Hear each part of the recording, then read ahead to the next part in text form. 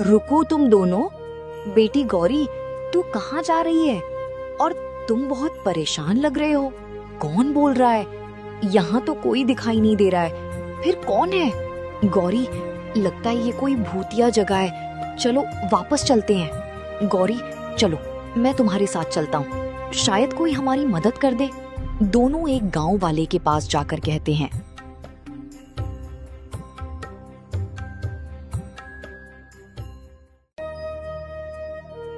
भगवान के नाम पर कुछ खाने को दे दो काका, हम दोनों कई दिनों से भूखे हैं।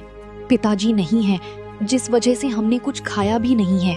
अरे जाओ, तुम जैसे मनुष्यों का यहाँ रहना बेकार है। निकल जाओ मेरे गांव से। हाँ, बिल्कुल ठीक कहता है। अरे तुम्हारा अपशगुन अब हमारे गांव पर भी पड़ रहा है। तेरी पड़ोसन ने कहा है कि उसने तुम्हें एक बार खाना खिलाया था, इसलिए उसकी जान अब खतरे में है। इसलिए तुम दोनों हमारे गांव से निकल जाओ। सभी गांव के लोग मिलकर उन्हें भगाने लगते हैं। भगवान के लिए ऐसा मत करो। गांव वाले उनकी एक नहीं सुनते। गोपाल चलो, ये लोग हमारी कोई मदद नहीं करेंगे और हमें मार भी सकते हैं। हमें यहाँ नहीं रहना चाहिए। चलो निकलते हैं। गौरी गोपाल को लेकर गांव से निकल जाती है।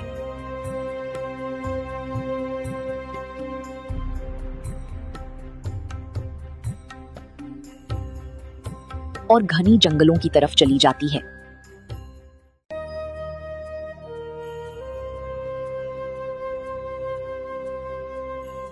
गौरी, हम कहाँ जा रहे हैं? चिंता मत करो गोपाल, अब तो गांव वाले हमें रहने नहीं देंगे, तो कहीं ना कहीं रहने का इंतजाम करना होगा। चलो जंगल में ही चलते हैं।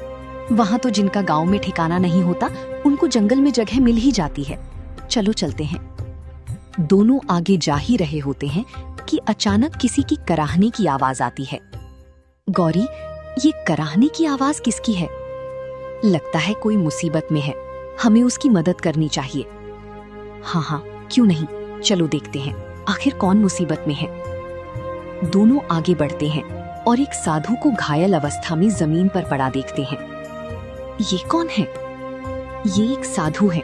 इनके पैर से खून निकल रहा है। लगता है इन्हें चोट लगी है। हमें उनकी मदद करनी चाहिए। तुम मेरी मदद कर दो। मेरे पैर से खून निकल रहा है कब से, बंद भी नहीं हो रहा है। तुम दोनों मेरी मदद करो। हाँ साधु महाराज, क्यों नहीं, मैं अभी कुछ औषधियां लेकर आती हूँ। मुझे पता है, पिताजी ने बताया था कि नीले रंग के फूल का रस लगाने से खून रुक जाता है और जख्म भी जल्दी भर जाता है। ठीक है, मैं अभी लेकर आती हूँ। गौरी जंगल के थोड़े अंदर जाती है।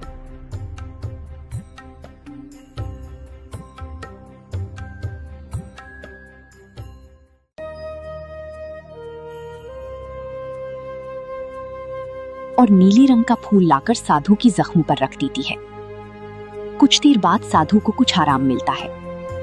तुम दोनों सच में बहुत अच्छे हो। मैं कई घंटों से मदद मांग रहा था, पर किसी ने मदद नहीं की। तुम दोनों दिल के बहुत नेक हो। तुम्हें इसका फल जरूर मिलेगा। ये मेरा वरदान है। और तुम्हारी आंखें ना होते हुए भी तुमने बहुत अच्छा काम किया है। तुम दोनों की दोस्ती हमेशा यूं ही बनी रहे। साधु वहां से चले जाते हैं। चलो, हमारी किसी ने तो तारीफ की, वरना इतने दिनों तक तो सब हमें अपशगुन ही कहते रहे। हाँ गोपाल, अच्छाई का भी दिन आता है, और देखना एक दिन सब हमारी दोस्ती की तारीफ करेंगे। दोनों आगे बढ़ते हैं कि तभी एक रहस्यमयी आवाज आती है। रुको तुम दोनों। बेटी गौरी, तू कहाँ जा रही है? और तुम बहुत परेशान लग रही हो। कौन बोल रहा है? यहाँ तो कोई दिखाई नहीं दे रहा है। फिर कौन है? गौरी, लगता है ये कोई भूतिया जगह है। चलो वापस चलते हैं। डरो मत बेटी, मैं कोई और नहीं बल्कि तुम्हारी माँ हूँ। माँ? तुम कहाँ से बोल रही हो माँ?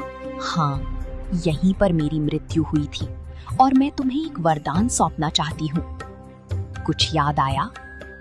हाँ माँ, तुम मुझे छोड़कर क्यों चली गई माँ?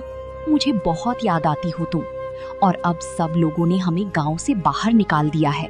डरो मत बेटी, मैं तुम्हारी तकलीफें देख रही थी, इसलिए मैं यहाँ से जा ना सकी। पर मैं जानती थी कि तुम दोनों एक ना एक दिन यहाँ जरूर आओगे, इसीलिए मैं तुम्हारी प्रतीक्षा कर रही थी। गोपाल, मैं तुम्हें एक वरदान देना चाहती हूँ। तुम जिसे भी छुओगे वो सोने की चीज बन जाएगी। जिस प्रकार गांव के लोग तुमसे नफरत करते थे, उसी प्रकार अब तुम्हारी इज्जत करेंगे। क्या सच में? अब से तुम्हारी जिंदगी की सारी तकलीफें खत्म हो जाएंगी। ये मेरा वरदान है। तुम्हारे पिताजी ने मेरे बच्चे को बचाकर मुझ पर जो एहसान किया था, वो आज मैं पूरा कर रही हूँ। अब तुम गांव जाओ, सब सही होगा। चलो गोपाल, अब हम गांव में चलते हैं। देखना, सब हमारी इज्जत करेंगे और तुम्हारी तारीफ करेंगे। हाँ गौरी, आज तुम्हारी माँ से इतना अच्छा वरदान जो पाया हूँ। दोनों गांव की तरफ आगे बढ़। मुझे बहुत जोर की प्यास लगी है गौरी, रुको ना, किसी के घर के पास रुको, मुझे उनसे पानी लेना है। हाँ ठीक है, पास में एक घर है, चलो वहीं चलते हैं। दोनों पास के घर में पहुंचते हैं।